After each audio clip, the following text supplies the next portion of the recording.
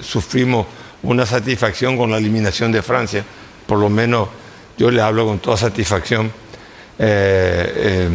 porque creo que ese partido fue un partido que se cometieron injusticia contra el Paraguay, pero bueno, más allá de eso, en la medida que vaya pasando, que abandonemos el modo mundial, creo que nosotros vamos a tener que ir de nuevo asumiendo la realidad en la cual nosotros estamos inmersos como individuo y como sociedad. Yo creo que tenemos que pensar muchas cosas. ¿Por qué tiene que crecer el Paraguay económicamente? El Paraguay tiene que crecer porque hay una cuestión que nosotros tenemos que entender. La pobreza no paga impuestos. La pobreza no paga impuestos. ¿Y qué es el impuesto? El impuesto es el precio que se paga por el progreso. Y el progreso, ¿tiene que solamente estar destinado a un pequeño grupo o tiene que ser una cuestión masiva que se extienda dentro de toda la sociedad y que, digamos, permee a todas las clases sociales? Eso se llama desarrollo. El desarrollo, o sea, el crecimiento con metas de desarrollo social, significa que la riqueza, el bienestar, la educación, la salud pública, la seguridad ciudadana, la justicia, son bienes colectivos y no solamente bienes accesibles a un grupo o a personas individualmente por su capital patrimonial. Creo que es importante tener en cuenta que la pobreza, donde hay pobreza, no se paga impuesto. El impuesto es el precio por el progreso. Y el progreso significa la inclusión social, la posibilidad de que todos podamos gozar de un mejor bienestar. En este sentido, también creo que es importante entender en qué contexto está el mundo. El mundo de hoy en día es lo mismo que el mundo de hace 10 años. Me animaría a cortar el tiempo, 5 años, 2018, 2017, Mundial Rusia 2018, 8 años. No, el mundo no es el mismo. El mundo ha cambiado. Está la guerra de Ucrania, está el conflicto del Oriente Medio, está el conflicto en el Pacífico, área Pacífico, está la competencia económica, político y militar entre Estados Unidos, que ya dejó de ser el único factor de poder en el mundo, está China continental, que tiene un crecimiento que en 45 años, en 40 años, sacó de la pobreza a 800 millones de pobres y está llamada, las proyecciones económicas indican que en menos de 10 años la economía, el Producto Interno Bruto chino va a ser superior al norteamericano. Y en ese mundo hay cosas que se han incorporado, como la inteligencia artificial. La inteligencia artificial que se viene desarrollando de principios del 2000 y algo, cada vez con más fuerza y con más vertiginosidad, está produciendo que tengamos no un instrumento, sino una entidad que va a permitir que podamos acceder todos con mucha facilidad, todos nosotros podamos acceder con mayor facilidad al conocimiento. Lo que quiere decir que el desarrollo como posibilidad histórica de los países subdesarrollados, hoy en día vamos a tener un mayor abanico de posibilidades si tomamos nosotros las decisiones adecuadas. Y una de ellas es el tema de la inteligencia artificial. El tema de la inteligencia artificial está provocando en el mundo, aunque parezca esto para algunos muy conservador, la necesidad de un diálogo entre la teología, la filosofía, y en filosofía incluyo ciencia, y la política. Imagínense usted un nuevo diálogo entre la teología, la filosofía y la política. ¿Por qué razón? Porque definitivamente los países que son los grandes productores de inteligencia artificial, en este caso China y Estados Unidos, tienen que encontrar un acuerdo para ponerle un límite. Y el límite que hay que ponerle es esencialmente moral. Imagínense usted una disciplina como la teología, que algunos la veían como obsoleta, el pensamiento sobre la base de Dios, el razonamiento que te conduce, o la fe, sin razonamiento, que te conduzca a explicar y justificar la existencia de un Dios superior, que es importante a los efectos de poder deducir una escala de valores para poner límites a la inteligencia artificial. Pero también la filosofía, ¿por qué? Porque a través de la razón, pienso, luego existo, también podemos deducir un sistema de valores que le ponga límites a la inteligencia artificial. Pero hay algo que nos va a afectar mucho más en nuestro día a día. Esto parece muy abstracto lo que estoy hablando, el nuevo diálogo entre teología, filosofía y política. Pero hay otras cosas. También va a haber un nuevo diálogo, o mejor dicho, no sé si va a haber un nuevo diálogo, creo que se impone el diálogo, pero va a existir una nueva relación entre el capital y el trabajo. ¿Por qué razón? Porque la inteligencia artificial, no los robots, que son otra cosa diferente. El robot cumple otra función. El robot cumple determinados servicios, limpieza, ajustes, en una cadena de producción cumple una función. Pero la inteligencia artificial es una cosa mucho más amplia que va a terminar por sobre todas las cosas, ya lo hizo, le expropió el monopolio del pensamiento al ser humano y hoy tenemos, no solamente los seres humanos somos los únicos que empezamos, sino también piensa la inteligencia artificial con una diferencia, que la inteligencia artificial piensa mucho más rápido que nosotros. Y conozco, y vamos a darnos cuenta que van a haber profesiones que van a ser muy afectadas por el uso de la inteligencia artificial. Pero también hay que reconocer que la inteligencia artificial nos abre la posibilidad de mejorar nuestra agricultura, de mejorar nuestra producción energética o la aplicación, la utilización de nuestros recursos energéticos. El Paraguay es un país que tiene recursos energéticos. Los recursos siempre son limitados. Ahora, tenemos nosotros la obligación de ir pensando en nuevas fuentes generadoras de energía, porque definitivamente, si nosotros creemos que vamos a crecer con Itaipú, con lo que produce Yacyretá, con lo que produce Acaraú, la biomasa, bueno, entonces quiere decir que el horizonte de crecimiento nuestro es un horizonte limitado, se limita a todo eso. Y nosotros se da la paradoja energética, en el sentido que se tiene que vender energía, pues si se vende energía, quiere decir que se está consumiendo. O para crecer económicamente y ampliar la base tributaria, o se está consumiendo energía para la inclusión social. Porque tenemos nosotros en el Paraguay problemas sociales que tenemos que encarar con seriedad y no esperar que los problemas sigan teniendo mayor vigencia y mayor fuerza. Aquí quiero que pensemos en algo. Nosotros tenemos que pensar en dos cosas. El que cree en el rentismo energético, que la energía solamente sirve para hacer caja, entonces aquí está postergando el desarrollo. Entonces hay un dilema entre el rentismo energético, aquellos que quieren solamente tener caja para el fisco o para la ANDE, o aquellos que dicen, no, la energía es una herramienta para el desarrollo, el desarrollismo energético. Y por último hay algo que tenemos que tener muy presente. Podemos ser muy conservadores, mirar el pasado con romanticismo, con nostalgia, con sentimentalismo.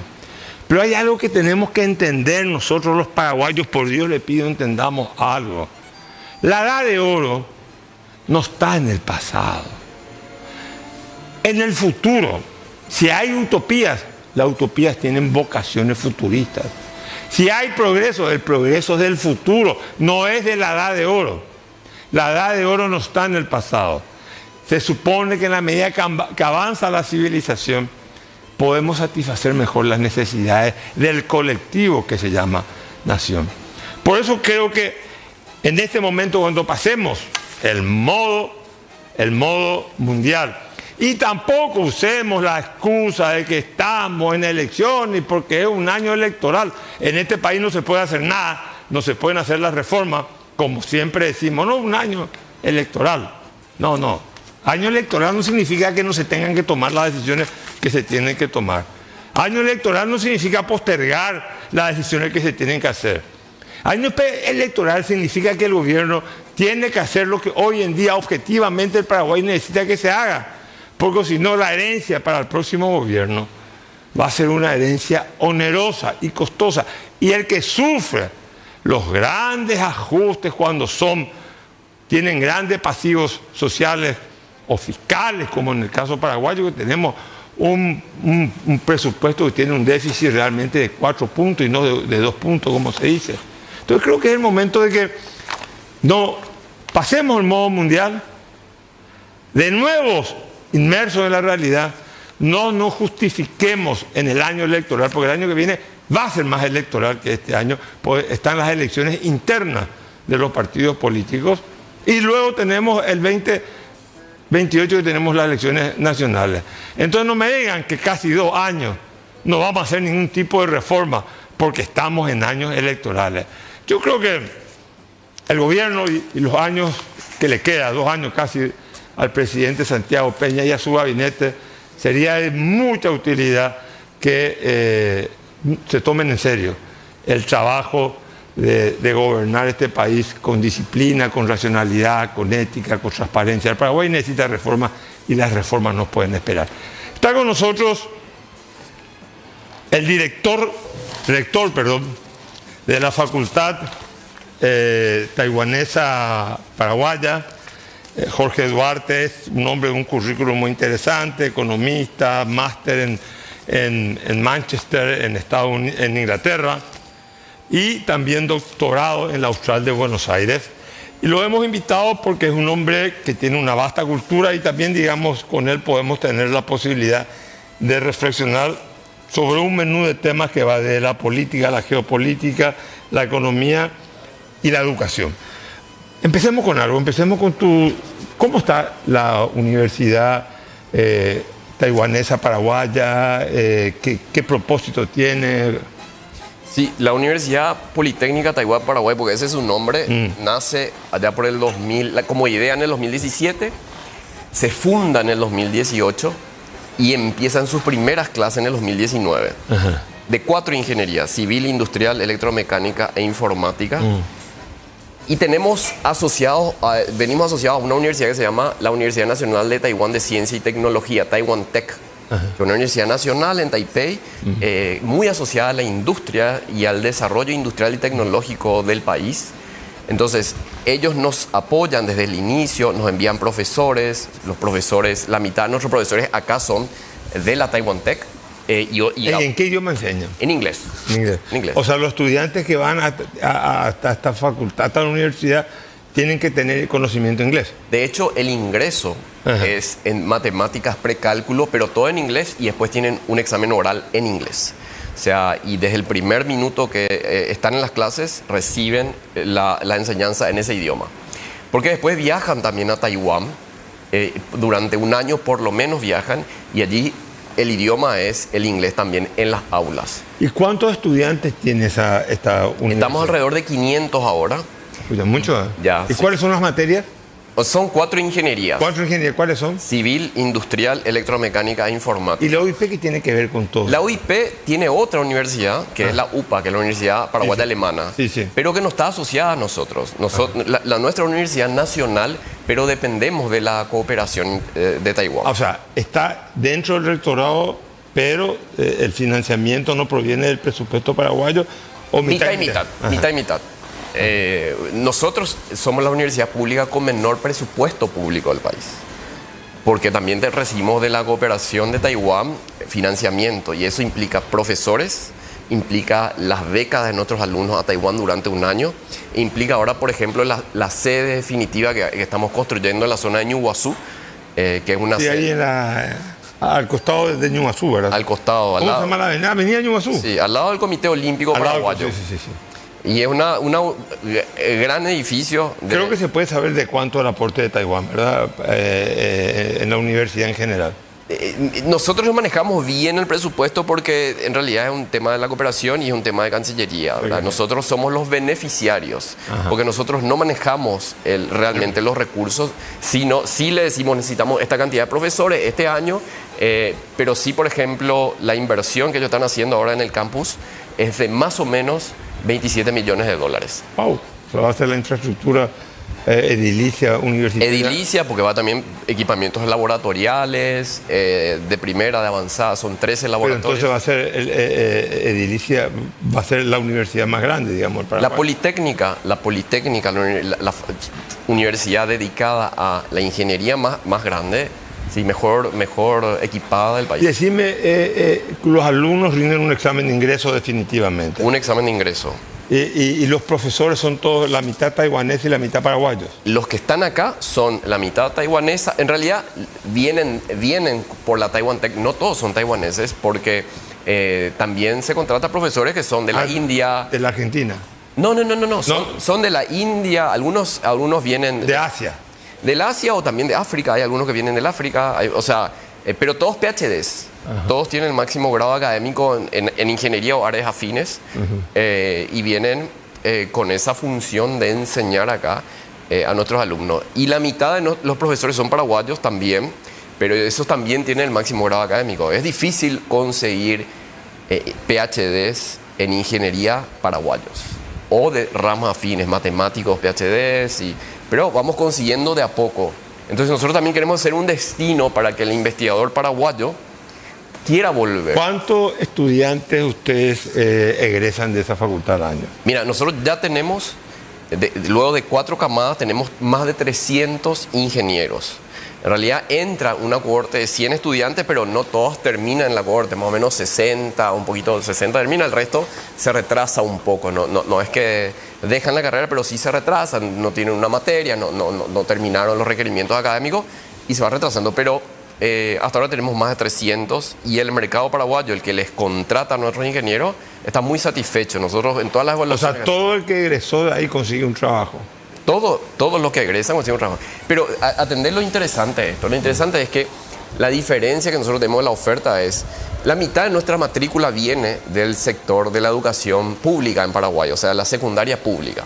Y ahí rige el arancel cero por una ley que tuvimos, creo que en la época de la pandemia, donde ese estudiante que proviene de la secundaria pública no paga cuando una universidad nacional, no paga nada. Entonces, o sea que los estudiantes no pagan un arancel por estudiar ahí. Los que vienen de la universidad pública, los que vienen de un colegio privado pagan. Pero es simbólico lo que pagan, porque pagan alrededor, hoy están pagando alrededor de 3 millones de guaraníes año. Nada, es para decir que, porque si es que estuvieron en un colegio privado... Se supone que socialmente son... Sí. Bueno, después de la pausa vamos a ver un poco, vos que estás, me imagino, estarás muy involucrado en temas económicos, en temas de política exterior, en temas... Quiero un poco que me digas tu opinión con respecto... Porque ayer me decía una persona del extranjero, me decía, vos sabés que en 3 años Estados Unidos se abre de China a Taiwán y Paraguay va a tener otro margen de maniobra con respecto a la relación Taiwán-Paraguay, pero me respondes después de la Perfecto, pausa. Sin problema.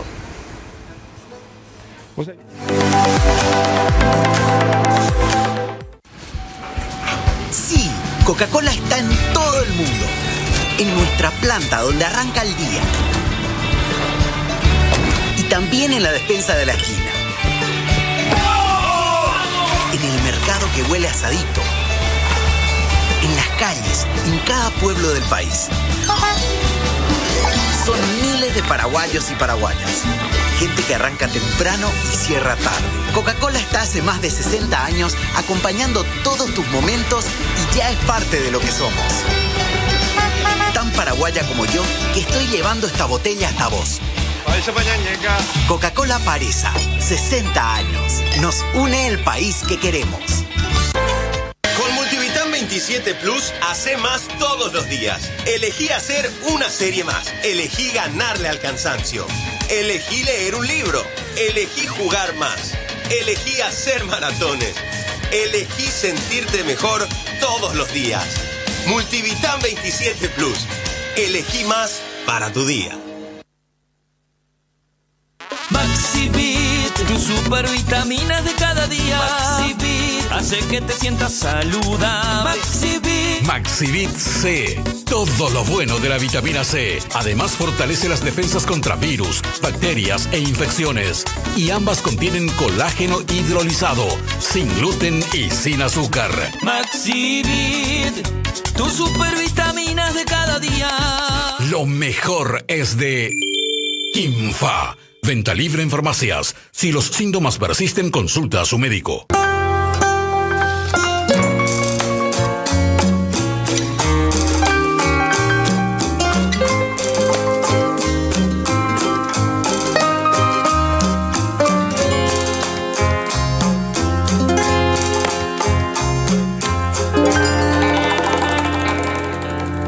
Mejor atención, mayor comodidad, excelentes productos, variadas ofertas, convenientes precios, amplio y confortable patio de comidas. Todo esto y mucho más en un solo lugar. Supermercado La Bomba, cada vez más cerca tuyo.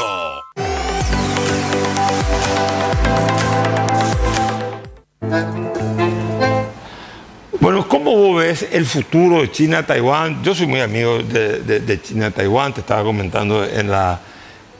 pero convengamos que China continental no es un gigante con pies de barro, es un gigante que va a crecer y que las proyecciones económicas dicen que va a superar el tamaño de la economía americana.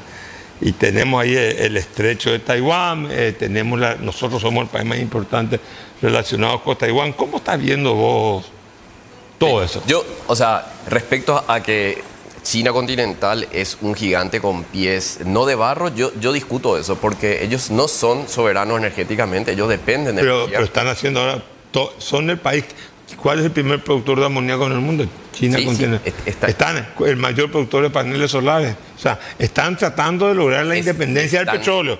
Así como nosotros no hacemos nada, ellos sí están haciendo. Ellos están haciendo. Y lo van a lograr, ¿eh?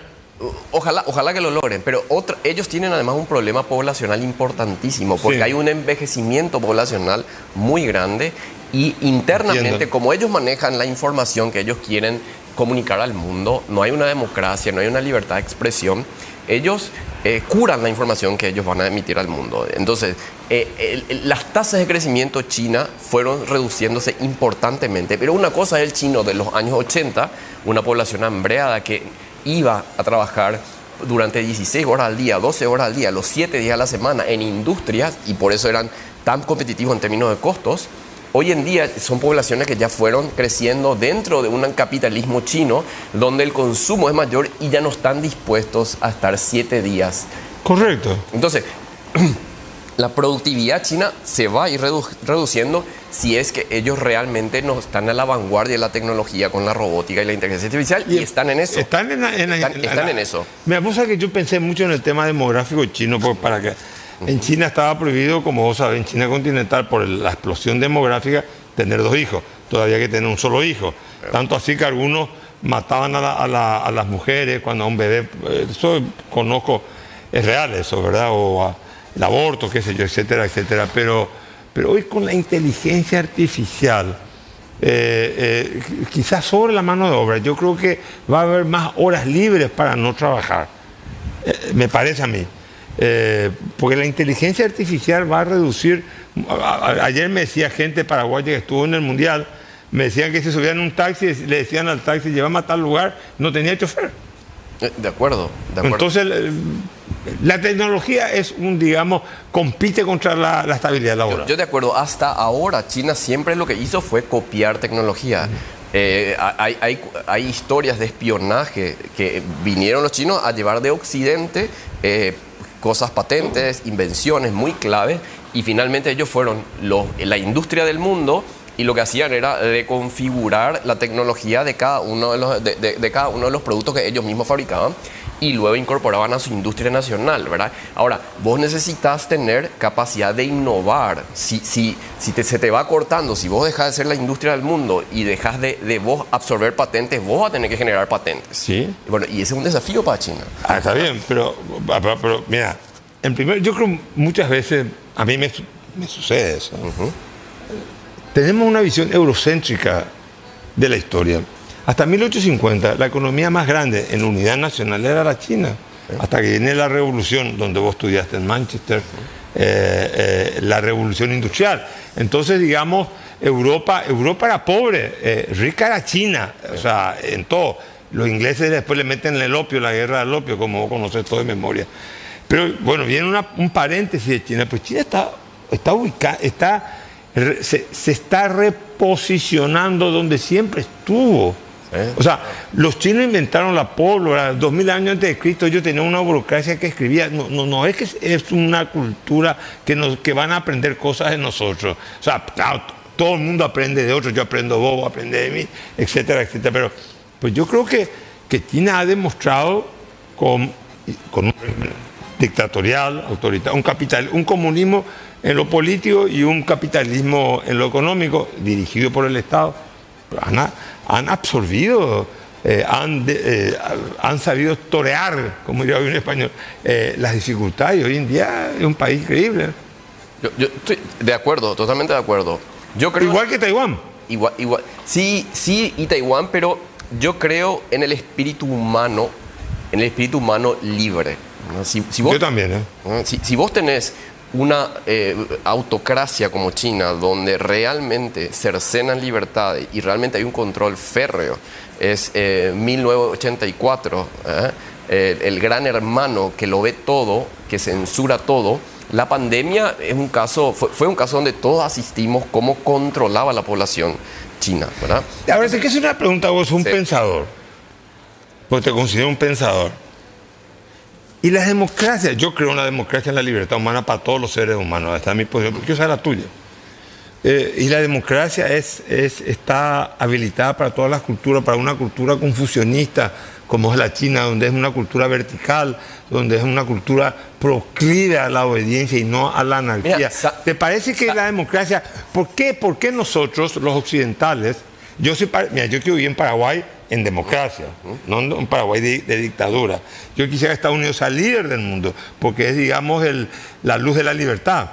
No es Rusia, no es China, pero las realidades son las realidades. Mi pregunta es la siguiente: ¿por qué nosotros los occidentales o los americanos tienen que imponer la democracia donde quizás los pueblos no quieran? Pero para mí no es una discusión netamente de sistema de gobierno. Hay que ir un poco más allá. Vos estabas hablando recién de teología o de filosofía en la escolástica, sobre todo Tomás de Aquino, lo que te decía, que el mejor gobierno realmente es la monarquía, cuando el monarca es virtuoso. Si el monarca es virtuoso, sus leyes van a ser justas y va a gobernar justamente su sociedad siendo un monarca. Yo lo mismo creo en una autocracia, si la autocracia va a favorecer a la persona y va a cuidar a la persona y va a lograr que la comunidad que se genere sea una comunidad donde haya un desarrollo pleno de la persona. Yo no sé si China hace eso, yo sé que está mejorando económicamente, ¿verdad? Pero eso para mí es tener pies de barro. Mejorando no, tiene la segunda economía del mundo. Sí, o sea, la segunda economía del mundo. Con posibilidad de ser la primera dentro de muy poco. Sí. Y tiene la mayor inversión en tecnología para energía renovable. O sea, creo que ahí ese es un país donde no se improvisa. Pero ¿por qué Taiwán? Vos que estás, que es una isla que tiene 80% de territorio rocoso, que no sé si ahora se autoabastece en un alimento, es un poderío económico, en 40 años ha podido consolidar lo que yo le llamo historia con evolución, porque tiene crecimiento económico, desarrollo social y democracia política. ¿Por qué nosotros los paraguayos, con un país de mayor cantidad de recursos naturales, no somos capaces de hacer eso? Taiwán creo que tiene, corregime, 38.000, 33.000, 34.000 kilómetros cuadrados, 24 millones de habitantes aproximadamente, y nosotros somos 6 millones en 405.000 kilómetros cuadrados. Hay algo que estamos haciendo mal. ¿Qué hacemos mal? Yo creo que hay una cuestión, vos me decís, o sea, la cultura, ellos son herederos de la cultura china. Chiang Kai-shek, cuando sale del China continental, lleva a la aristocracia china a Taiwán. Inicialmente, se creían como los herederos legítimos de la cultura milenaria china, no la revolución comunista, ¿verdad? Entonces, Taiwán siempre tuvo una población autóctona, pero también fue una colonia japonesa, entonces... Portuguesa, formosa. Portuguesa, española. O sea, estuvieron los holandeses también, me parece. O sea, hay una serie de... Pasaron por mucho, pero después hay otra cuestión, ¿verdad? O sea, así que vos estudiaste en Alemania, Carlos, entonces hay una cuestión, una cultura va de alguna manera acumulando capital humano, ¿verdad? A lo largo de los años, en la medida en que sabe crecer intelectualmente y sabe articular. Espera, está diciendo una cosa demasiado importante. Sí. Entonces, ¿cómo estamos acá en esta casa en Paraguay? Nosotros somos muy jóvenes, nosotros somos muy jóvenes culturalmente hablando. No, vos, yo ya estoy viejo. No, pero nosotros tenemos 500 años, ¿verdad? O sea, pues hay un de 500 años, mucho. Pero espera, Corea... Pero ¿a vos no te parece que la cultura se deterioró en Paraguay en la democracia? Que contra la dictadura teníamos hasta mayor manifestaciones culturales, bueno, pero, mejores parlamentarios. Pero lo que pasa es que ahí... En la oposición y en el Partido Colorado. Sí, ahí hay varios sistemas. O sea, ahí hay varios... O sea, siempre se habla de que en la dictadura... No, yo creo que contra la dictadura éramos mejores. En términos culturales y preparación. Pero por eso te digo, en la dictadura... Siempre dicen que en la dictadura se descuidó mucho la educación paraguaya, ¿verdad? Bueno, pero la educación actual no es meritocrática. En la dictadura, lo poco que había todavía era meritocrático. Hoy en día, la educación no es meritocrática, es inclusiva. O sea, los chicos... A ver un poco. ¿Qué quiere decir? No es meritocrática, pero son conceptos que nunca escuché. Por eso quiero que me expliques. Inclusive hay que meterle a todos los perros. Hay que meterle todo. Nadie más se puede aplazar. A un chico en el primer grado ya no le aplazas. En el segundo grado no le aplazas. En el tercer grado no le aplazas. Antes se aplazaba. No, ya no fue ahorita. Mi primer partido fue febrerismo, pero me aplazaban en febrero. Pero hoy ya no se la aplaza la gente. Hoy ya no se la aplaza. Y hoy ya te juzgan por el proceso. Porque te sentaste en tu silla, hiciste el proceso, lo que la profesora no sé qué, hiciste tu tarea. Pero antes te evaluaban el conocimiento, ¿verdad? Entonces, si bien siempre le achacamos a la dictadura que la educación estuvo mal, y nosotros transcurrimos en un proceso en la democracia ya donde, si bien se extendió el acceso a la educación, proliferaron las escuelas en todo el territorio nacional, la calidad se redujo. O sea, que digamos que eso que vos le llamás inclusión versus meritocracia, o conocimiento, acceso al conocimiento, entonces fue una política de Estado errada. Pero eso en Occidente pasó. O sea, ¿Vos pensás que Finlandia tenía buenísimos números educativos en el año 2000, pero después se fue incorporando este tema de la inclusión y hoy en día está 20 puntos por detrás de lo que antes era, ¿verdad? Y eso pasa en todo Occidente. ¿Cuáles son los 3 países de mejor desempeño en los exámenes PISA? Singapur, Taiwán, Corea. Japón también está ahí. Son todos asiáticos, ¿verdad? Occidente tiene un problema que no estamos sabiendo ver, no estamos sabiendo leer. Y vos mismo dijiste, respecto a Alemania, ¿qué pasó en Alemania? ¿Qué pasó en Alemania? Yo siento que se perdió la disciplina y el rigor académico, por lo menos en Alemania. O sea, lo que fue Alemania como fenómeno cultural, lo que ahora deja mucho que desear. Que me disculpen los alemanes, tú hace poco ahí, ¿verdad? Pero deja mucho que desear. En Occidente ahora le tenemos miedo a la meritocracia y a la competencia.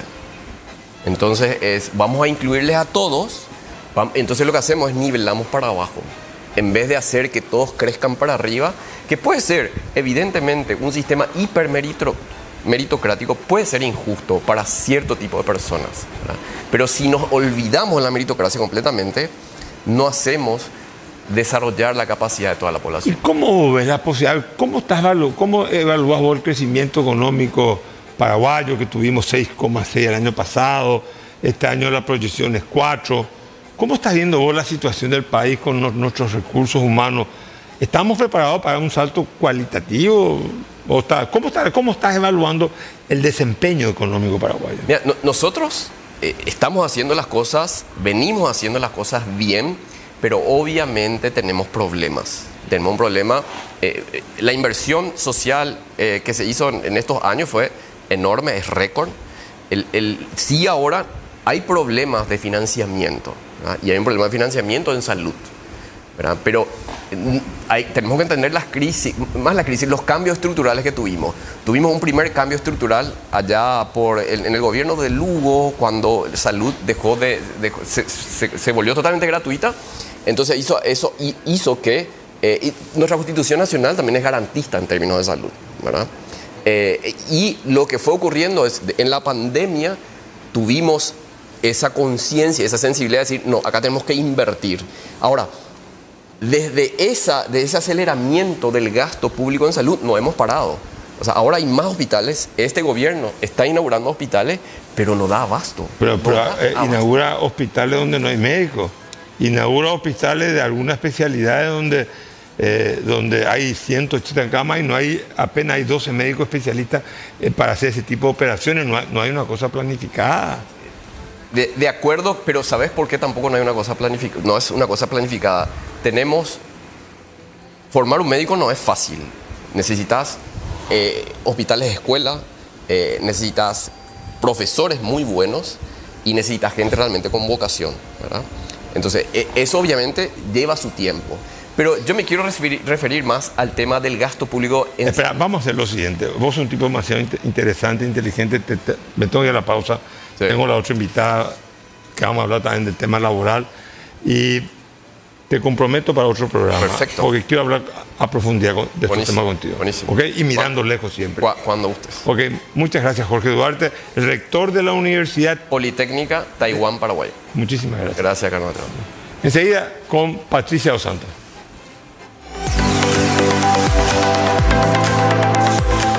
Hay dolores que necesitan una mano y una sonrisa en el momento justo. Y otros que necesitan Quitadol, como Quitadol Gel, que mejora los dolores musculares localizados. Y Quitadol Forte, que brinda un alivio total. Para cada dolor hay un Quitadol. Ello Puyupe Quitadol. Acelera hasta tu 0 kilómetro con Banco Familiar. Pedí tu préstamo para vehículo con una tasa preferencial de 8,95% de interés y hasta 60 meses de plazo. Solicita hoy en la sucursal más cercana. Si es conveniente, es familiar. Banco Familiar, el banco para vos. Maxivit, tus supervitaminas de cada día. Maxivit, hace que te sientas saludable.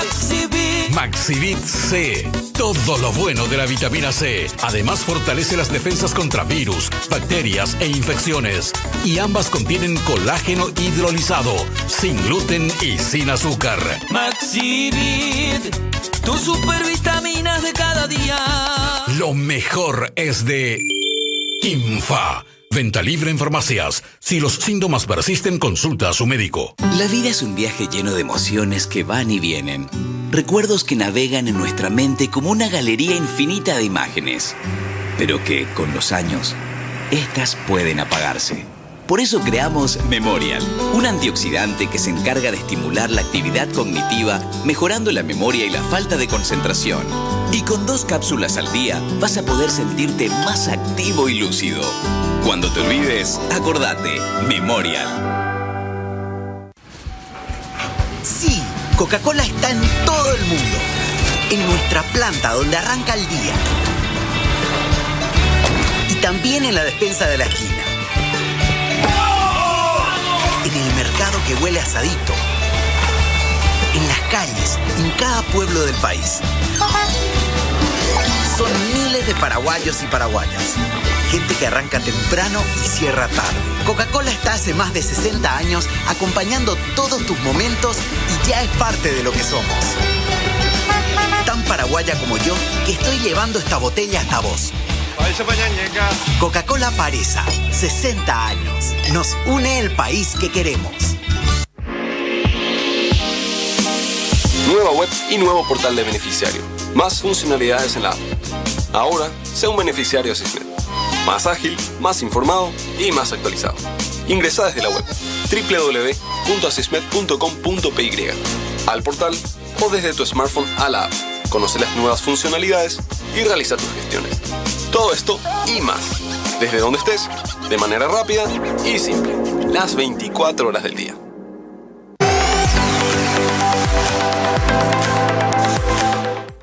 Entonces, estoy re preparada y también mis datos. Bueno, ahora empezamos. Estamos con Patricia Dos Santos. A ver un poco, estás en Job. Sí. O sea, quiere decir que vos buscás, sos muy conocida en el medio, estoy quizás cometiendo algo de perogrullo, ¿verdad? Pero todo el mundo te conoce, vos estás en recursos humanos, la gente va y te dice, ¿dónde puedo trabajar, Patricia? Y vos le buscás según el perfil de la persona. O sea, es importante para la gente joven que escuche este programa, para la gente que está en el mundo laboral. Pero te quiero hacer una pregunta que a mí me está dando muchas vueltas en la cabeza y le pregunto a mucha gente y no encuentro todavía respuesta satisfactoria.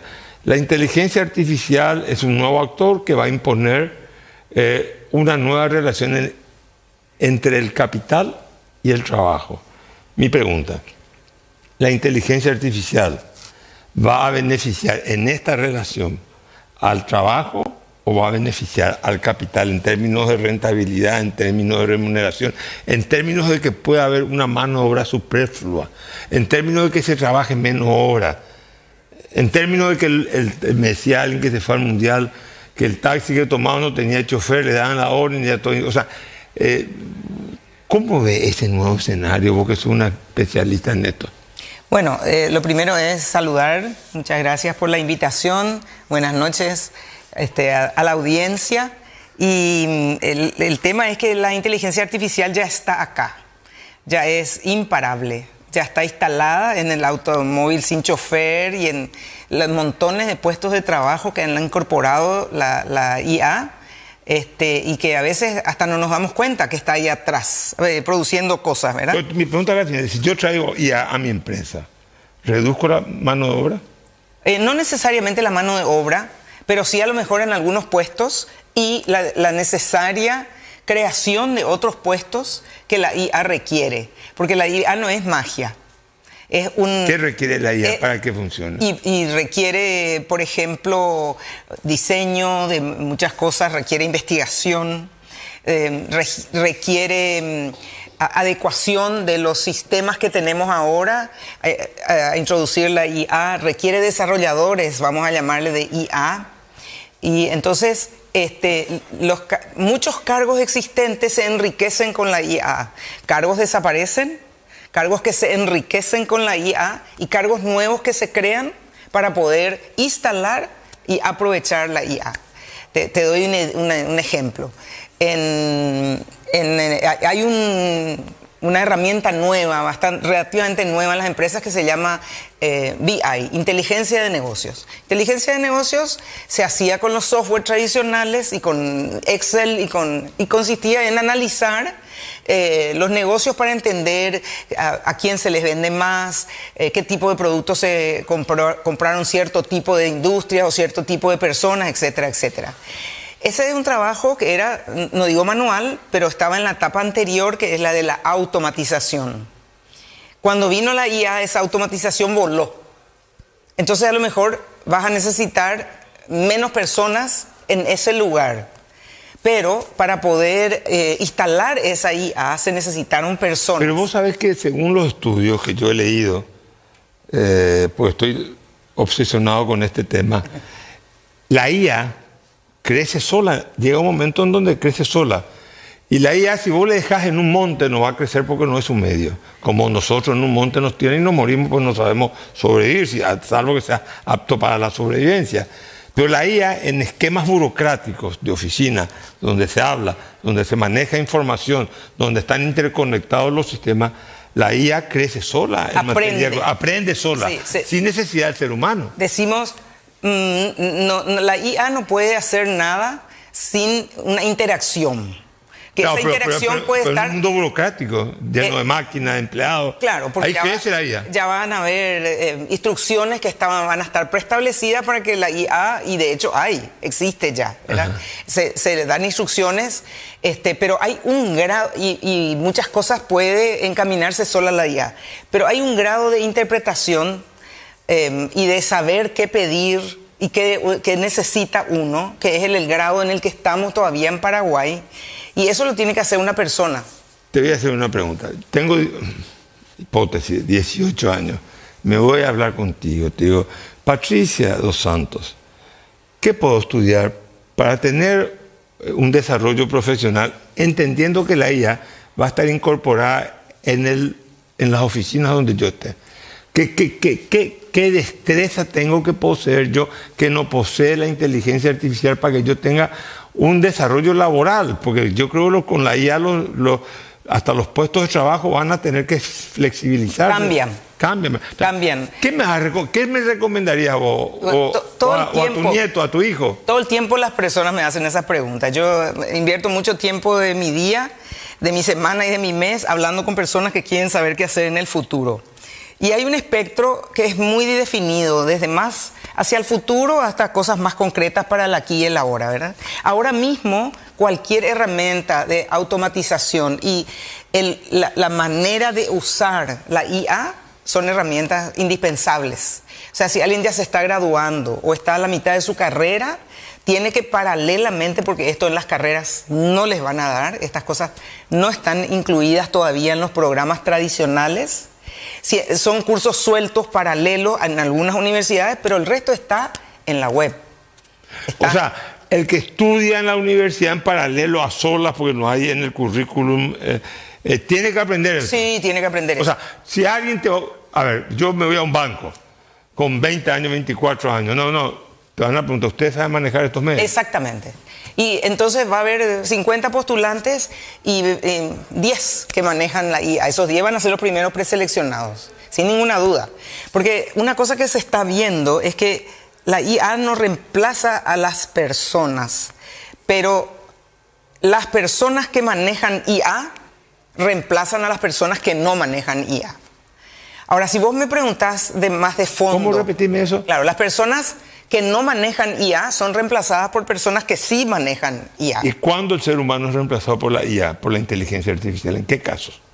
Yo estuve en los casos de alta automatización. Yo estuve hace poco en Alemania y me decía un amigo mío, ¿sabe que en los estudios jurídicos 30% de los abogados están todos afuera? En los casos de alta automatización o que son altamente automatizables, la IA puede aprender a leer y interpretar de acuerdo con lo que se llaman los prompts, que ahora ya dan un paso más. La IA puede analizar, interpretar y sugerir cosas relativas al derecho, igual que un abogado, o hasta mejor, porque en mucho... ¿Hasta mejor? Sí, porque entonces un riesgo profesional es para... Altísimo. Una de las profesiones que más se debe transformar es el derecho y todas las profesiones como la consultoría, en general las cosas que están basadas en conocimiento. Porque el conocimiento está almacenado y es cuestión de cazarlo de un lado para el otro, ¿verdad? A través de la palabra, todavía hoy en día. Entonces, es muy accesible para la IA. Entonces, el valor del abogado hoy, y esto justo lo estamos hablando con amigos abogados y qué sé yo, es saber qué pedirle que compare a la IA. La IA no va agarrar del aire nomás y va a comparar la legislación de Alemania con la de Paraguay para ver qué diferencias hay o qué interpretaciones se han hecho o qué cambios proponer en las leyes paraguayas de acuerdo con legislaciones de otros países. Eso no va a ser si vos no le pedís. En un país con nivel educacional tan bajo como el nuestro, lastimosamente, eso tenemos autocrítico, no podemos seguir nuestro nivel de educación alto, pues le estaríamos mintiendo a la gente. ¿Coincide conmigo en eso, verdad? Bueno, entonces, que de repente te venga un manantial, un torrente de conocimiento a través de un aparatito que vos le preguntás en tu teléfono, si tenés en tu teléfono, en tu computadora, o si tenés en el auto, alguno le pone nombre, María, Jesús, lo que quiera, respondeme esto, ¿cuándo? ¿Cómo afecta la productividad, la mano de obra, todo esto? Y muchísimo, muy bien, si es que la mano de obra lo puede usar, porque acorta muchísimo los tiempos. Yo te voy a dar un ejemplo mío. Y creo que vos lo vas a entender porque también sos columnista como yo, ¿verdad? Yo escribo columnas para la DEC en el diario Última Hora. Y el proceso de pulido de las columnas, partiendo de las ideas brutas, que es lo primero que yo escribo, las ideas brutas y un poco lo que quiero llegar, hasta pulir la columna, a mí me puede tomar ahora 2 horas. Y antes me tomaba toda la semana. Y yo empezaba, le daba forma a los párrafos, esperaba, dejaba que se asiente el pensamiento, a la tarde volvía a revisar, etcétera, etcétera, ¿verdad? ¿Por qué? Porque yo me relaciono con una inteligencia artificial que ya me conoce, a la que yo le di mis columnas anteriores, que eran todas mucho más de mi estilo, te voy a decir, yo le puedo pedir que me ayude a mejorar el párrafo que yo acabo de escribir de acuerdo a mi estilo de escritura, que yo lo hubiera hecho. Te pregunto, vos decís, le das un texto para que te corrija. No, para que me conozca. Yo le cargué. Leíste tus textos para que te conozca y ahora terminaste. Y ahora le doy un texto muy en bruto. Para que te edite. Lo que sería el trabajo, te edite. Para que me pula un poco, ¿verdad? Correcto. Y le podés decir, ¿sabes qué? Fulanita o fulano, quiero escribir sobre el aborto, el matrimonio del mismo. Así es. O China y Taiwán. Entonces, y mis ideas son estas. Haceme el artículo. Claro que podés. Solamente que es muy fácil todavía darse cuenta cuando la inteligencia artificial escribió el artículo. ¿Cómo? Y porque tiene una manera de escribir, así como vos tenés una y yo tengo una, salvo que vos le enseñes tu manera de escribir. Entonces lo que va a hacer es escribir como vos. Y eso toma un tiempo. Te estoy hablando de la inteligencia artificial para redactar o para hacer una presentación o para escribir artículos, ¿verdad? La inteligencia artificial te va a conocer con el tiempo y va a ir sabiendo de dónde a vos te importa que traiga información. Vos, por ejemplo, le vas a decir la primera vez, escribir tal cosa incluyendo unos datos estadísticos, nomás le decís. Entonces te trae los datos estadísticos de lo primero que la inteligencia artificial se le ocurrió encontrar, ¿verdad?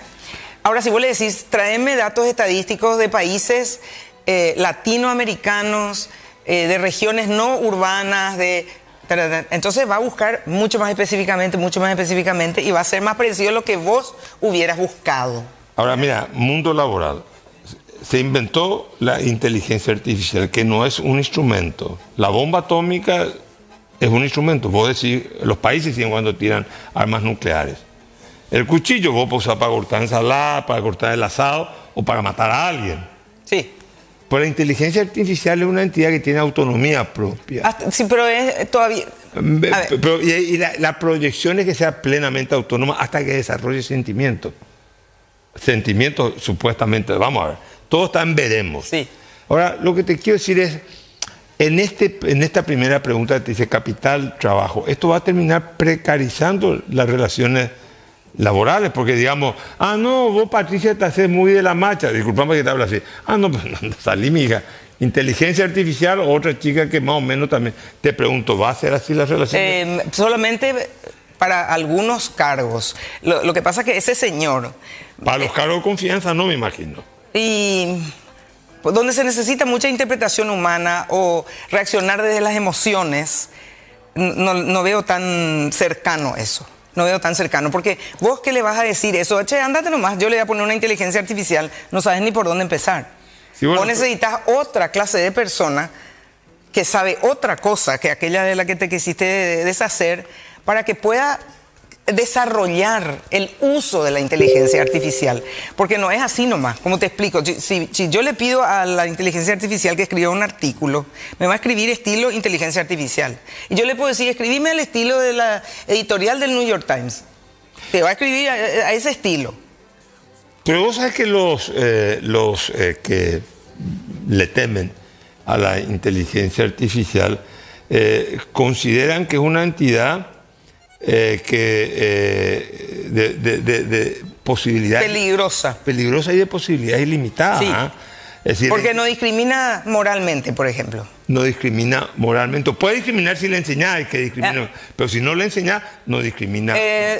Hace tal cosa en base a la moral cristiana. Entonces te va a decir, si te basas en la moral cristiana, tiene que ser así, así, así, asado. En base a la moral musulmana, no, entonces tiene que ser así, así, asado. Eso si le da una IA a varias IA que puedan... Pero si le decís, ¿cómo es la mejor manera de forzar una cerradura de la cúpula de un banco? No va a discriminar que no puede decirte a vos, aunque lo sepa. Te va a decir. Entonces ahí es lo que están los peligros. Te estoy diciendo en chiquitito los peligros. Sí, ahora, puede después gobernarle a la computadora que manda el cohete a la NASA. Ahora, en una economía como la nuestra, quiero aterrizar un poco el debate a lo local. Los jóvenes o los que van a insertarse al mercado laboral, obviamente me decís que tienen que tener conocimiento, manejo de estas herramientas. ¿En qué áreas, en qué servicios? médicos, porque vos das siempre, digamos, lo tuyo es conseguirle trabajo no a un médico, sino a alguien que es para una empresa, ¿verdad? Es así, ¿verdad? Así Profesionales que prestan servicio en empresas. Así es. ¿Qué tienen que hacer estos jóvenes? ¿Qué les recomiendas? Bueno, cuando una persona tiene una experiencia o un feeling para trabajar en el sector comercial, tiene que conocer las herramientas para movilizar el sector comercial con inteligencia artificial. Desde comunicarse con el cliente en ausencia de personas, que vos conocés muy bien porque te la pasás hablando con una inteligencia artificial, que puede hacerlo bien o mal, porque puede hacer una cosa dura, desagradable, que en realidad termina no resolviendo los problemas que vos le pedís, como te pasa con muchísimas inteligencias artificiales que te responden en el nombre de una tienda donde querés hacer un pedido, etcétera, etcétera. Son cosas muy automatizadas, pero no están muy desarrolladas. Entonces, te quiero mostrar nomás acá, y se me va la estadística, la estadística de cómo está creciendo esto. Entonces la persona puede desarrollar una cosa muy exquisita de relación con el cliente, pero sigue siendo inteligencia artificial, ¿verdad? Entonces hay grados, calidad como en todo, como en todas las cosas. Fíjate, en el Paraguay, en el mundo, porque vos me estabas preguntando exactamente qué tiene que saber, y resulta que para cada tarea, que antes era simple, comercial, que es comercial, llamarle al cliente, vender, cerrar, cobrar, qué sé yo, qué sé cuánto, se van agregando funciones cada vez más sofisticadas para hacer la tarea comercial, que pueden hacer las menos personas a lo mejor, pero que son más sofisticadas las funciones. Entonces la persona tiene que conocer esos conocimientos. Por ejemplo, en el sector comercial, la cantidad de funciones relativas al sector comercial entre el 22 y el 25 pasaron de 23 a 81. Eso quiere decir que ese es un sector que absorbe muchísimo las herramientas de automatización que es previo a la inteligencia artificial y luego las de inteligencia artificial. ¿Por qué? Porque se puede reducir mucho la cantidad de vendedores y la eficiencia comercial. Y eso me pego un salto y te hablo del e-commerce, que es absolutamente automatizado. Vos no te relacionas con nadie para comprarle a Amazon. Ni para comprarle, ni para que te lleguen las cosas, ni para pagar, ni para que después evalúen qué tal estuvo tu trayecto y si el producto que llegó es lo que vos creías y pasarte una cosita de descuento. No tenemos que ir, vamos a una cuestión mucho más concreta, sin inteligencia artificial. ¿Cómo está el mercado laboral? ¿Hay trabajo para la gente o no hay trabajo? Y se gradúan más o menos en el Paraguay unas 120.000 personas de bachiller al año. No se crean 120.000 puestos de trabajo al año. No se crea. No. Puede que en un año, porque ahora el gobierno dice que se crearon 100.000 puestos de trabajo, en realidad hay que mirar con lupa eso, porque en realidad se formalizaron también muchas personas que igual ya estaban trabajando. Y está muy bien que se formalicen y me alegro mucho que así sea, pero nosotros hoy no tenemos la capacidad de crear los 120.000 puestos de trabajo, por eso hay gente que está sin trabajo o que hace changas que no podemos ni considerar de calidad de trabajo porque no es un trabajo que le ayude a progresar a la persona. He visto que hay ayer pues usé Uber el domingo, los que yo le preguntaba, porque no uso Uber, yo le preguntaba, ¿qué haces vos? No, yo trabajo en tal lugar y después aparte hago Uber. Sí, eso es universal. En todas partes del mundo la gente hace el Uber, aunque sea de ida y de venida de su trabajo, de ir a la facultad, porque en realidad son esas cosas creadas a través de la automatización primero y luego de la inteligencia artificial, que son maravillosas porque le aportan la posibilidad de tener un trabajo extra a una persona, de tener ingresos extras para pagar la cuota del auto, el combustible de todo su uso, o la facultad, o lo que fuera. Estoy pensando en los jóvenes, ¿verdad? Y es un trabajo que puede hacer cuando quiere, tomarlo, dejarlo a la hora que sea. Va a ser cada vez más necesario. No estamos yendo porque vos llegaste tarde a aclarar eso, por favor. Porque quisiera quitarte más el jugo, pero lastimosamente acá la dictadura del tiempo. ¿Cómo hacemos para que una persona tenga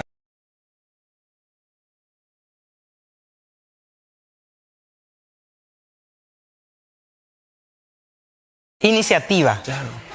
Bueno, eso se aprende también. ¿Se aprende poco, eso? Sí, pero se aprende viendo en la casa, cuando vos te crías en una familia, en un ambiente donde hay personas con iniciativa alrededor tuyo y vos podés ver los resultados de eso, se aprende. Hoy en día se considera que muchas de lo que son consideradas habilidades blandas ya no se quedan ancladas en la personalidad, porque eso también tiene mucho que ver con la personalidad, y vos, Carlos Mateo, solemos hablar y entendés muchísimo de eso. Entonces hay personas que son más activas y otras que son más pasivas, personas que son más introvertidas. Es una configuración biológica Sí, o psicológica. Psicológica, vamos a decir. Contexto, sí. Sí. O sea, está el contexto familiar por un lado, Sí, social. sí, que es donde se aprende. O el ecosistema, está lo biológico y está lo psicológico.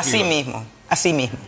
Mira, ¿sabes qué? Bueno, sí se puede aprender. Vos podés ser una persona taciturna, pero podés aprender el valor de una sonrisa, los momentos útiles para una sonrisa. Se puede aprender. Cada vez sabemos más.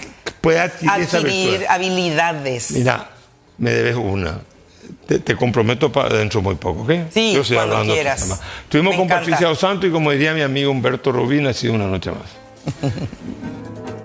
Cuando quieras, donde quieras. Urba Inmobiliaria, pon los pies sobre tu tierra. Blue King, porque lo natural es cuidarte. TLPSA Terminales y Logística Portuaria. Levaduras Copalsa, la vida del pan. Maxivit, tus supervitaminas de cada día. Lo mejor es de Quimfa. Banco Familiar, el banco para vos. Quitadol, para cada dolor hay un Quitadol. Y yo pushupé Quitadol. Puerto Fénix, solución integral en servicio portuario. Asismed, toda la vida. Avon, calidad que une generaciones.